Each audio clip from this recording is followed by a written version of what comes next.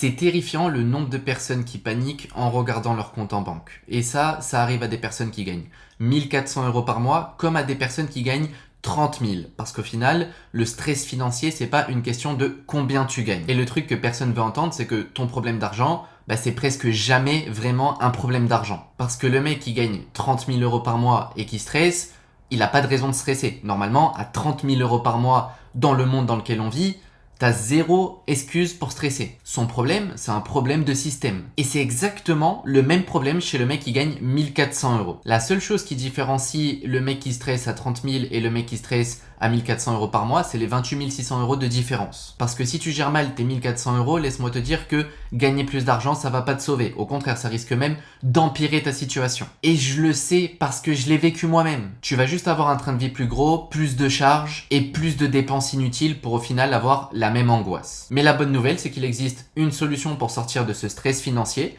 une solution unique, en 5 étapes qu'une personne à 1400 € peut appliquer, mais qu'une personne à 30 000 € par mois peut aussi appliquer. C'est la même pour les deux. Et c'est pas de la théorie, c'est ce que j'ai moi-même appliqué et c'est ce que j'ai vu appliquer d'autres personnes avec différents niveaux de revenus et on a tous eu le même résultat. Dire adieu au stress financier. Crois-moi, si tu appliques sérieusement ces 5 étapes dans l'ordre, tu auras plus de stress quand tu ouvriras ton application bancaire. Je te le promets. Alors, sors ton stylo et prends des notes parce qu'on va attaquer directement avec la première, qui est d'ailleurs celle dont personne ne parle. Et n'oublie pas de t'abonner et d'activer la cloche, ça aide la chaîne.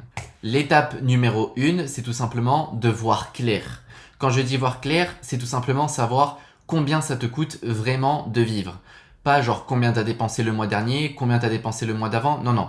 Tu te poses. Tu prends une feuille et un stylo et tu vas tout simplement noter ton loyer, si tu en as un, combien ça te coûte de faire les courses tous les mois, toutes les charges qui vont avec, comme l'eau, l'électricité, etc. Ta voiture, si tu en as une et que tu as besoin d'en avoir une. Bref, tout ce que tu es obligé de payer tous les mois, tu accumules tout ça et tu fais tout simplement le total. Enlève tous les trucs inutiles, genre si tu as l'habitude de te faire un McDo le dimanche, ne le mets pas sur la liste. Ça, c'est une habitude que tu vas devoir probablement dégager pour ta santé et celle de ton portefeuille. Et ça, c'est un truc que presque personne ne fait. Enfin, qui sait concrètement, enfin, moi je le sais, il y a d'autres personnes qui le savent, mais on est très peu, combien il te faut pour vivre. Moi, je sais exactement à 2 avec ma femme combien ça nous coûte tous les mois. Pour 2 personnes, le loyer, les abonnements à la salle, la nourriture, tout compris. J'ai le chiffre. Et ce chiffre, note-le bien parce qu'il est important pour passer à l'étape suivante à laquelle on va passer tout de suite. Celle de se payer en premier. Normalement, si t'es pas bête et que t'as fait des bons choix dans ta vie, ce que ça va te coûter à l'étape 1,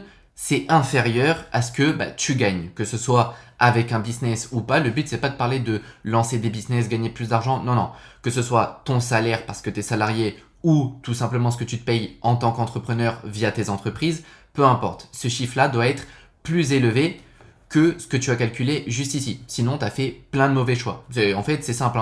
Si tu dépenses plus, tu es obligé mensuellement de dépenser plus que ce que tu gagnes, descends en termes d'appartement, bouffe des trucs qui ne sont pas de marque. Si à cette étape-là, au moment où tu reçois ton argent, en fait, il y a moins que ce que tu dois dépenser tous les mois, il y a des priorités à revoir. D'ailleurs, si tu as envie que j'en fasse une vidéo dédiée, mets-le dans les commentaires. Mais bon, gardons une personne qui a fait des choix pas trop bêtes et que du coup, quand elle reçoit son argent, elle a plus d'argent tout simplement que ce qu'elle doit payer. On va prendre l'exemple d'une personne à 1500 € pour que ce soit simple. Disons que ce qu'il a payé c'est 1000 €. Entre sa bouffe, son loyer et toutes ses charges, il doit dépenser 1000 € par mois. Il lui reste donc 500 €. Le but ici c'est pas de se dire ok je paye tout et ensuite quand il me restera ces 500 €, je les mettrai de côté ou je les investirai, peu importe. Ça on y viendra aux étapes suivantes. Le but c'est que dès que tu reçois ton argent, ce surplus qu'il y a, tu te payes en premier directement, que ce soit en termes d'investissement, d'économie, peu importe.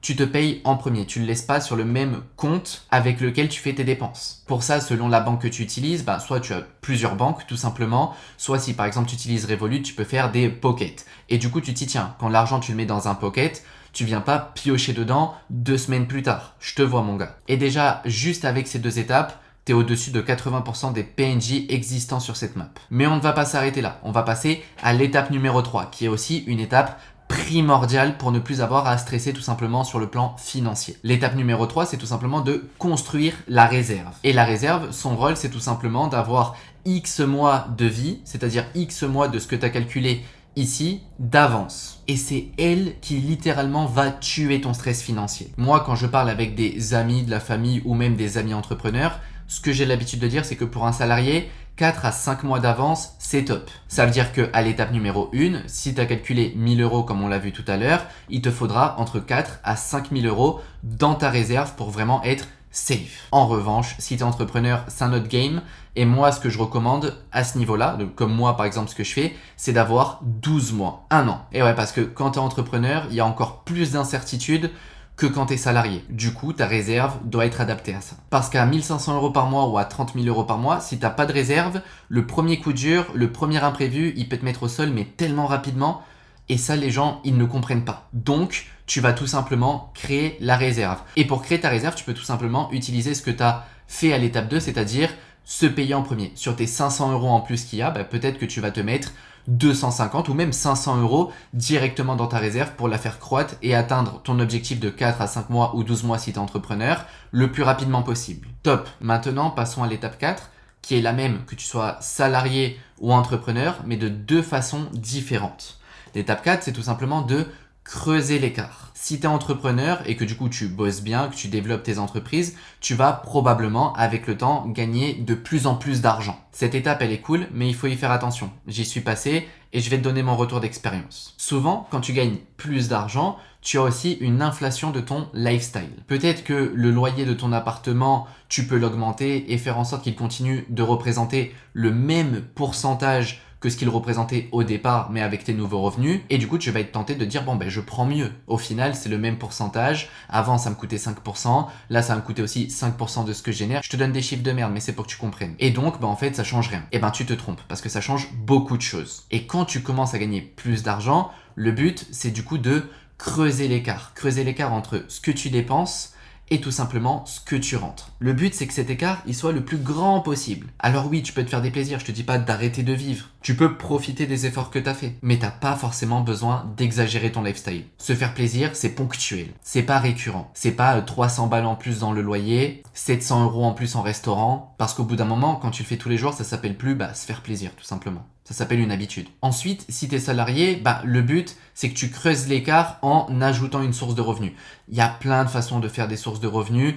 Évidemment, ça aide. Le but, c'est que toi aussi, tu puisses creuser l'écart entre les 1000 euros que ça te coûte tous les mois et les 500 euros qui te restent. Le but, c'est qu'il t'en reste peut-être 1000, 1200, 1500, 2000 en plus. Pour toi aussi, c'est le même objectif, mais différemment. On va pas rentrer dans les détails ici, mais le but, voilà, une fois que tu as stabilisé tout ça, c'est tout simplement de creuser l'écart entre ce qui rentre et ce qui sort. Et pour terminer, la dernière étape, c'est tout simplement de faire travailler l'écart. Cet écart, que tu l'aies creusé ou pas, il existe. C'est celui qu'on a calculé au tout début. Maintenant, si tu es vraiment stressé financièrement, raison pour laquelle tu regardes cette vidéo, le fait de te payer en premier, tu vas souvent l'utiliser pour créer ta réserve. Mais viendra un moment où du coup ta réserve sera créée, préparée et que du coup ajouter plus d'argent dedans, c'est pas forcément utile parce que ça va juste te mener à perdre de l'argent. Parce que oui, l'inflation elle existe, elle est réelle. Tu perds pas 50% d'une année à l'autre, mais tu peux perdre 2,5% par an. Et du coup, tu te doutes bien que quand tu as une réserve et que tu continues à accumuler, avec certaines sommes, ça peut commencer à peser. Mais ce n'est pas tout, parce que maintenant que tu as de l'argent, tu as une réserve de sécurité,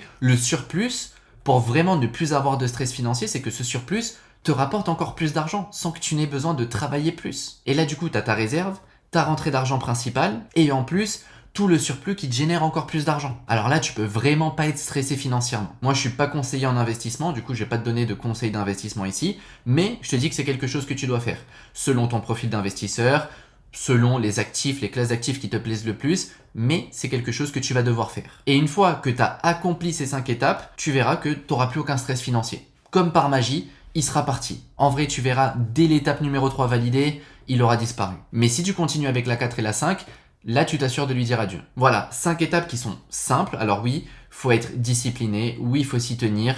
Oui, c'est pas sexy, mais bordel, qu'est-ce que c'est efficace. Que t'aies 1400 balles par mois ou que t'en aies 30 000, 50 000, 100 000, c'est la même putain de méthode. Alors voilà, après avoir regardé cette vidéo, si dans 6 mois, 1 an, t'es encore stressé financièrement, c'est pas un hasard, c'est pas un manque de chance, c'est pas un manque de connaissances, c'est pas parce que tu gagnes pas assez d'argent, c'est tout simplement parce que t'as pas appliqué ces 5 étapes dans l'ordre.